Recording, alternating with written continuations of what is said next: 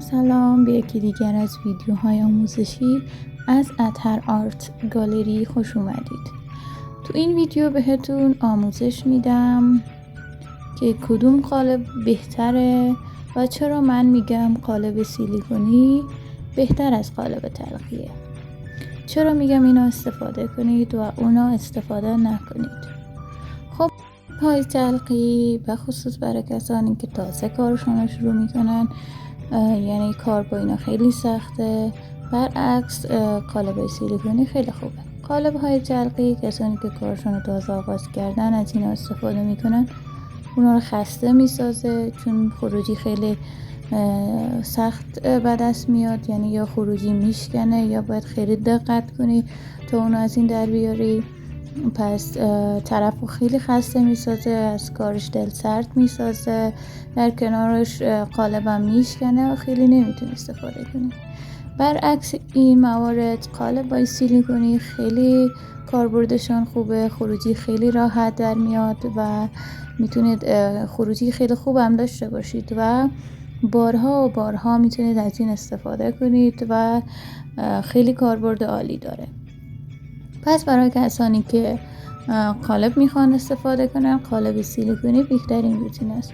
قالب های تلقی را باید قبل از استفاده اسپری سیلیکونی بزنید، در غیر اون خروجی به آسانی در نمیاد. ولی قالب های سیلیکونی بدون اسپری سیلیکونی به سادگی میشه استفاده کرد و خروجی خیلی خوب داشت. خب کسانی که میگن باید قالب تلقی میتونین واسه شروع کار استفاده کنید، اینا کسایی هستن فقط میخوان اینا رو به فروش برسونن. در غیر اون صورت این قالب‌ها قابل استفاده نیست، کاربردی نیستن. برعکس این قالب‌های سیلیکونی، قسمی که شما توی تصویر میبینید خیلی انعطاف پذیره، جنسش هم خیلی خوبه، میتونین خیلی راحت میتونین از توش خروجی بگیرید. در کنار این مدت کمی میخواد تا مواد خشک بشه، برعکس قالب‌های تلقی باید مدت بیشتری بهش فرصت بدید تا مواد خشک بشه و بتونید از اون در بیارین. قالب‌های سیلیکونی مواد خیلی به راحتی میتونین توش بریزید و نیم ساعتی یا 20 دقیقه این مدت رو میذارید مواد خشک بشه، بعد میتونید خیلی راحت از توش در بیارید. قسمی که شما تو تصاویر میبینید، من انعطاف پذیری اینا رو، نرم بودنشون رو توی تصویر بهتون نشون میدم که خیلی راحت میتونین از اینا خروجی بگیرین. کارتون هم خیلی خوشگل در میاد بدون هیچ شکستگی و با همون ظرافت و زیبایی خودش. و برعکس این قالب ها، تلقی ها کوچیکاش که هستن قابل استفاده نیست، فقط از این مدل سینی هاش میتونید استفاده کنید و چند باری ازش خروجی بگیرید که اینم خیلی خروجی نمیده بهتون، یعنی شاید چند باری بتونید ازش استفاده کنید و سراغ قالب های کوچیک تلقی اصلا نرید که با این کارتون فکر کنید پولتون رو توی آب ریختید. درسته قیمتش خیلی پایینه، یعنی از قالب سیلیکونی خیلی اینا ارزون تره، هزینهش خیلی کمه، ولی اصلا نمیخواد پولتون رو با اون مقدار کمی هم هست هدر بدید.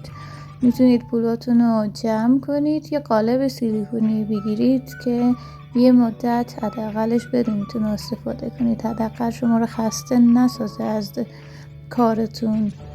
و اگر استفاده میکنید قالب های تلقی رو حتما سایزهای بزرگش رو بگیرید، کوچیکاشون که حتما قابل استفاده نیستن، با همون بار اول میشکنه، خود قالبم موادتونم همچنین هدر میره، پس خوبه استفاده نکنید. حالا اگر استفاده هم کردید سایز بزرگش رو بگیرید، سایز کوچیک هستن. و قبل از اینکه مواد رو بریزید باید اسپری سیلیکونی بزنید، قالب‌ها رو آماده کنید، بعدش میتونید موادتون رو توش بریزید. اینم که یک نمونه از قالب‌های تلقی جاعودی هست، جا وارمر و جاعودی با هم هستش. من فکر کنم بار اول که اینو استفاده کردم یه دونه تونستم ازش خروجی بگیرم. بعد خود قالب شکست، موادم همچنین توش موند و هدر رفت. پس این مدل ها همچنین استفاده نکنید. شکستگی قالب رو میبینید توی تصویر.